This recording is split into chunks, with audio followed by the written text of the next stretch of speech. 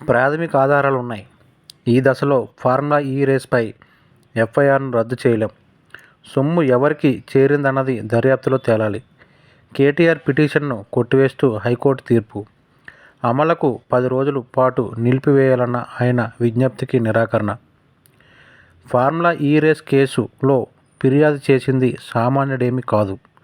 బాధ్యతాయుతమైన అధికారి కేటీఆర్ ఇతర నిందితులతో కలిపి కుట్ర పన్నడంతో హెచ్ఎండిఏ సొమ్ము దుర్వినియోగమైందని ఆయన ఆరోపణ చేశారు. ఎఫ్ఐఆర్లోని ఆరోపణలన్నింటికీ ఆధారాలు అవసరం లేదు. ఒకటి ఉన్నా మిగిలినవి దర్యాప్తులో వెల్లడవుతాయి. కేసులో పూర్వపరాలను పరిశీలిస్తే కేటీఆర్కు వ్యతిరేకంగా ప్రాథమిక ఆధారాలున్నాయి. ఒక్కసారి ప్రాథమికంగా కేసు ఉందని ఈ కోర్టు నిర్ణయానికి వస్తే విచారణ చేసే అధికారం దర్యాప్తు సంస్థకు ఉంటుంది. ఆధారాలు సేకరించే అవకాశం దానికి ఇవ్వాలి. అందువల్ల ఈ కేసులో దర్యాప్తును అడ్డుకోలేం.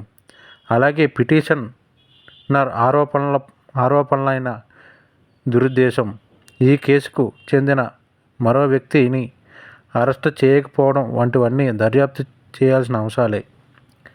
ఫార్ములా ఈ రేస్ కేసులో బారాస కార్యనిర్వాహక అధ్యక్షుడు మాజీ మంత్రి కేటీఆర్కు హైకోర్టులో చుక్కెదురైంది.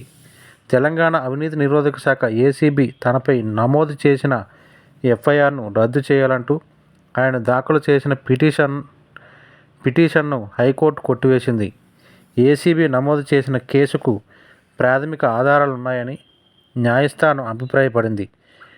నిజాలు తేలాయంటే దర్యాప్తు కొనసాగించాల్సిందేనని పేర్కొంది. ఫార్ములా ఈ రేస్ వ్యవహారంలో నిధుల దుర్వినియోగం జరిగిందని ఏసీబీ నమోదు చేసిన ఎఫ్ఐఆర్ను కొట్టివేయాలంటూ కేటీఆర్ దాఖలు చేసిన పిటిషన్పై విచారించిన జస్టిస్ కె. లక్ష్మణ్ మంగళవారం 35 పేజీల తీర్పు వెలువరించారు.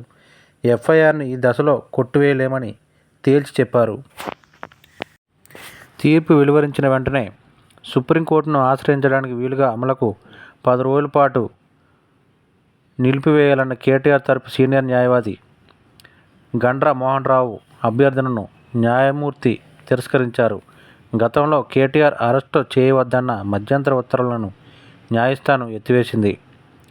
రాష్ట్ర కేబినెట్ లేదా ఆర్థిక శాఖ ఆమోదం తీసుకోకుండానే హెచ్ఎండిఏకు చెందిన నిధులను విదేశీ సంస్థకు చెల్లించాలని పిటిషనర్ ఆదేశించినట్లు స్పష్టమవుతుంది.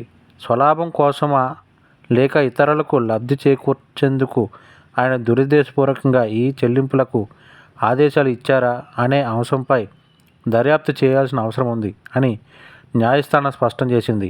విచారణ కొనసాగించడం సరైనదే. దర్యాప్తు సంస్థలకు తగిన అవకాశం, సమయం ఇవ్వాల్సిన అవసరం ఉంది. గత నెల 18న ఫిర్యాదు రాగా 19న ఏసీబీ ఎఫ్ఐఆర్ నమోదు చేసింది. ఈ మరుసటి రోజే పిటిషనర్ న్యాయస్థానంలో క్వాష్ పిటిషన్ దాఖలు చేశారు. ఆధారాలు సేకరించేందుకు దర్యాప్తు సంస్థకు తగినంత సమయం కావాలి. ఈ దశలో దర్యాప్తును అడ్డుకోవడం సరికాదు అని అభిప్రాయపడింది. నిధుల దుర్వినియోగం, దురుద్దేశం ఏమైనా ఉందా, నిధుల మళ్లింపు, లబ్ధిదారులు ఎవరు అనేది దర్యాప్తులో తేలాల్సిన అంశాలను స్పష్టం చేసింది.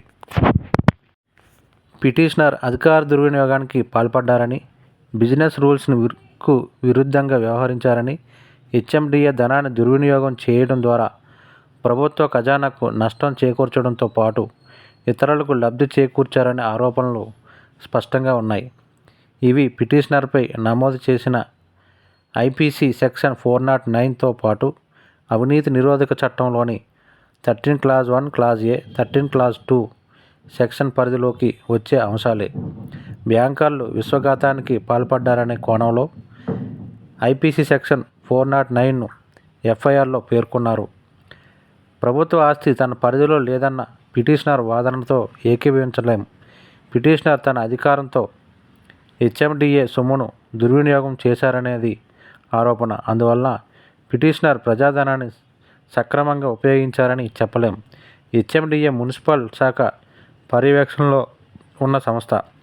మున్సిపల్ శాఖ మంత్రిగా కేటీఆర్కు హెచ్ఎండిఏపై నియంత్రణ ఉంది. ఆయన ఒప్పందంపై సంతకాలు చేయడానికి ముందే నిధుల విడుదలకు సంబంధించిన నోట్ను ఆమోదించారు. దీనివల్ల